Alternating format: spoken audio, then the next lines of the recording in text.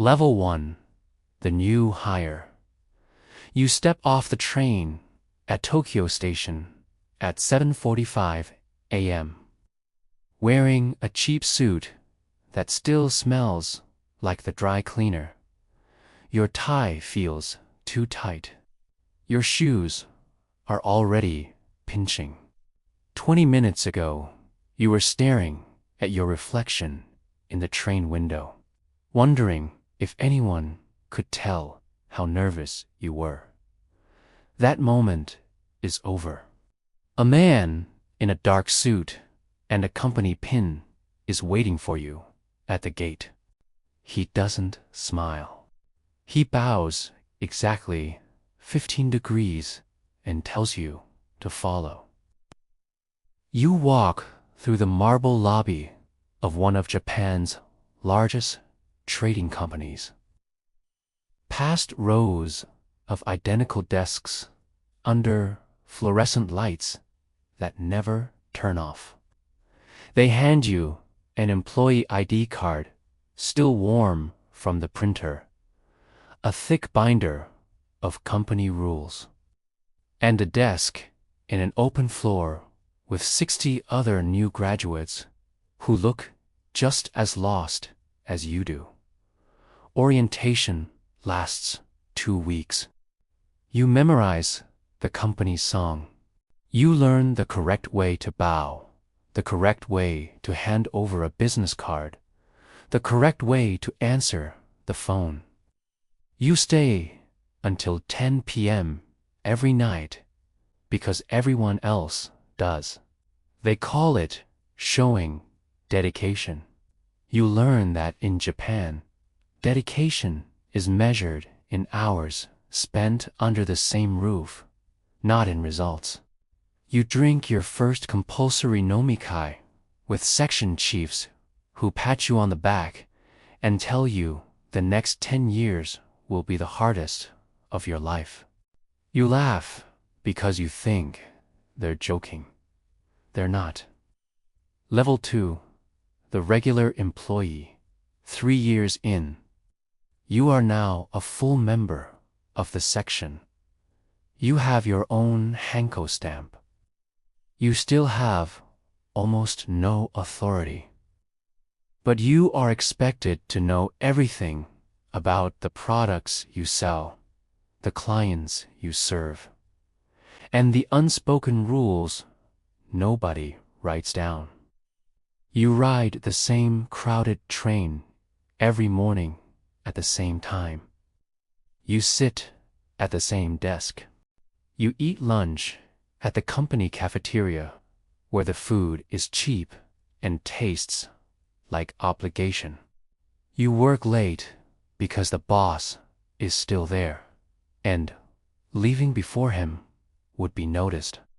You perfect the art of looking productive while refreshing the same spreadsheet for the 5th time. You learn how to stretch a 2-hour task into an entire evening so you don't get pulled into someone else's urgent project. On weekends, you sleep until noon. Then meet the same group of coworkers at an izakaya where you drink just enough to be social, but not enough to embarrass yourself. Some of your colleagues are already married at 26, living in tiny apartments paid for by overtime. You watch them slowly disappear into family life while still showing up at 8 a.m. sharp on Monday. Level 3. The section leader, Kokoricho. They promote you after the annual evaluation. Suddenly, you are responsible for 5 younger employees.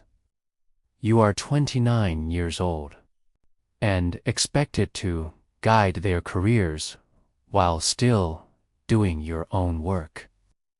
If one of them makes a mistake with a client, the complaint comes to you first. If one of them leaves at 7 p.m.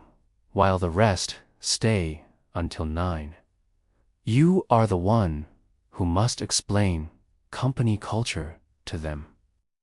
You spend more time in meetings than you ever imagined. You write reports that will be read by people 3 levels above you who will change one word and send it back. You learn to manage people who are burned out, but cannot say it out loud. You learn that in a Japanese company, harmony wa is more important than efficiency. You smile when you want to scream. You stay late when you want to go home. You tell your team, let's do our best, even when you know the deadline is impossible. Level 4. The department manager, bucko, 10 to 12 years in. You are now in your mid-30s. You lead a department of 25 people. You have been transferred once already to Osaka for 3 years because the company needed someone who could build the team there. Your wife and children stayed in Tokyo. You took the Shinkansen home on weekends when you could. Your body is starting to complain. Stiff shoulders from endless desk work, eyes that burn after 12-hour days, staring at Excel. You have attended to many farewell parties. 4 colleagues who quietly burned out and left. You have attended even more for those who stayed and slowly became invisible. You sit in strategy meetings where executives talk about global competitiveness while you know the real problem is that half your team is running on 3 hours of sleep. You translate the impossible demands from above into tasks that your people can actually survive. Some of them respect you. Some of them think you are just another company man. You are both. Level 5. The general manager, bucho, or higher, 15 to 18 years. You are now one of the senior people in your division. Cool. You have a corner desk with a small window. You still wear the same dark suit, but now it is tailored. You attend board-level briefings. You fly business class to Singapore or Shanghai when the company needs you to close a deal. You make decisions that affect hundreds of employees, approve or reject transfers that will move families across the country. You have learned the quiet art of office politics. When to speak, when to stay silent, when to let someone else take credit. You have watched talented people get passed over because they didn't fit the culture. You have watched mediocre people rise because they never caused waves. Your own children barely know you. They are teenagers now and treat you politely, like a respected guest who visits on weekends. Your wife has built an entire life that runs smoothly without you. You tell yourself it is the price of success. Some nights you believe it. Level 6, the executive, JMU or higher, 20+ years.